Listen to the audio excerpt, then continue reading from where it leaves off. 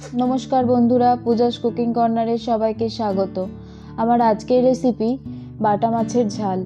এই শীতের দিনে এক থালা গরম গরম ভাতের সাথে যদি এই বাটা মাছের ঝাল হয় তাহলে কিন্তু মন্দ হয় না। তো চলুন দেখে নেওয়া যাক আমার আজকের রেসিপি বাটা মাছের ঝাল।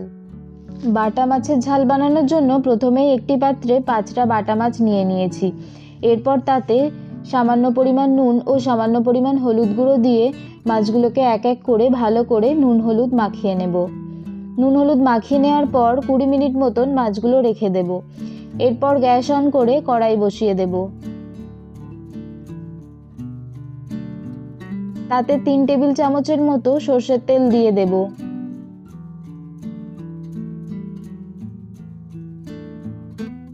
তেলটা একটু গরম হয়ে গেলে আমি নুন হলুদ মাখিয়ে রাখা মাছগুলো এক এক করে এর মধ্যে দিয়ে দেব।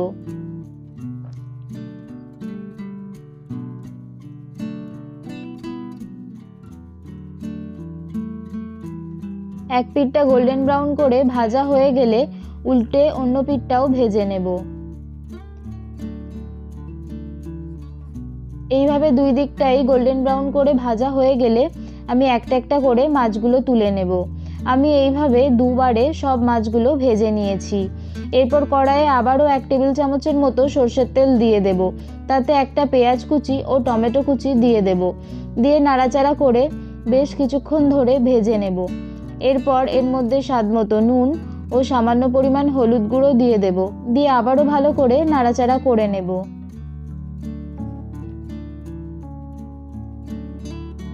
এরপর এর মধ্যে 1 চামচ আদা বাটা দিয়ে দেব। দিয়ে মশলার সাথে খুব ভালো করে কষিয়ে নেব। বেশ কিছুক্ষণ ধরে কষানোর পর আমি জিরে বাটা ও সর্ষে বাটার পেস্টটা এর মধ্যে দিয়ে দেব। এরপর জিরে ও সর্ষে বাটার বাটি ধোয়া জলটাও এর মধ্যে দিয়ে দেব। দিয়ে সব একসাথে ভালোভাবে মিশিয়ে নেব। এরপর ঝালের জন্য রেড চিলি পাউডার দিয়ে দেব। দিয়ে আবারও ভালো করে মিশিয়ে নেব। এরপর ফুটে এলে আগে থেকে ভেজে রাখা মাছগুলো এক এক করে এর মধ্যে দিয়ে দেব।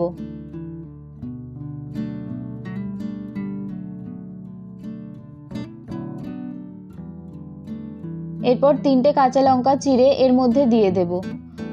আর উপর থেকে ধনেপাতা কুচি দিয়ে দেব। দিয়ে সব একসাথে ভালোভাবে মিশিয়ে নেব।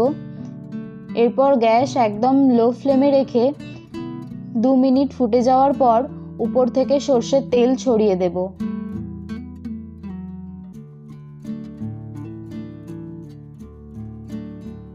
2 টেবিল চামচ সর্ষের তেল দিয়ে ভালোভাবে মিশিয়ে নিয়ে গ্যাস অফ করে নামিয়ে নিলেই রেডি হয়ে যাবে এই বাটা মাছের ঝাল, যা গরম গরম ভাতের সাথে খেতে সত্যিই অসাধারণ লাগে।